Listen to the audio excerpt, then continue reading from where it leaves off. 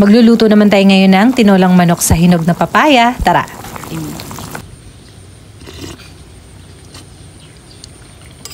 Sarap.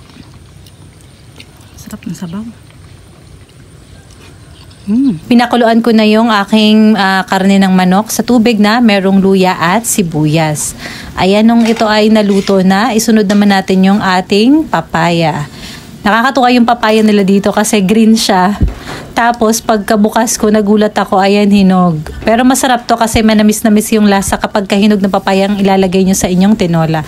Ayan, pinakuluan ko lang to hanggang sa tuluyang maluto yung ating papaya. Tinimplahan ko lang ng Knorr chicken cubes. Pero pwede rin kayo ditong maglagay ng iba pang pangpalasa. Syempre, ang ating tanglad. Nagpapasarap din yung ating tanglad sa ating tinola at yung aking napitas na mga dahon ng sili. Ayan, halu-haluin lang natin. Papakuluan lang saglit hanggang sa tuluyang maluto yung ating dahon ng sili. Ayan guys, sarap-sarap humigop ng sabaw ngayon. At eto na, handa na ang ating tinolang manok sa hinog na papaya. Tara, titikman na natin.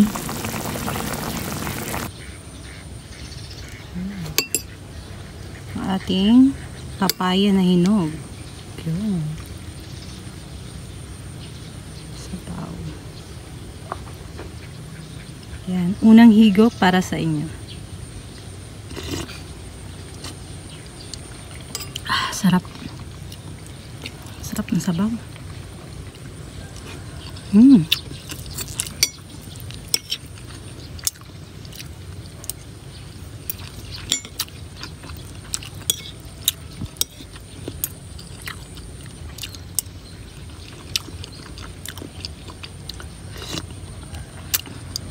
Sarap ng papaya. Matamis eh.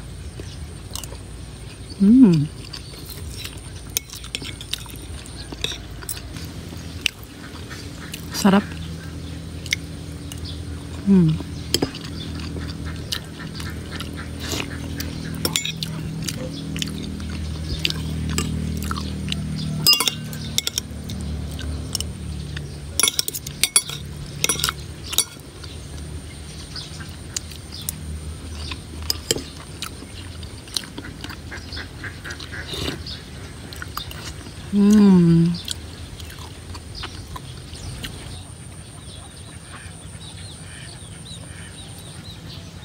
May tatlong bibe akong nakita, mataba, mapayat, mga bibe.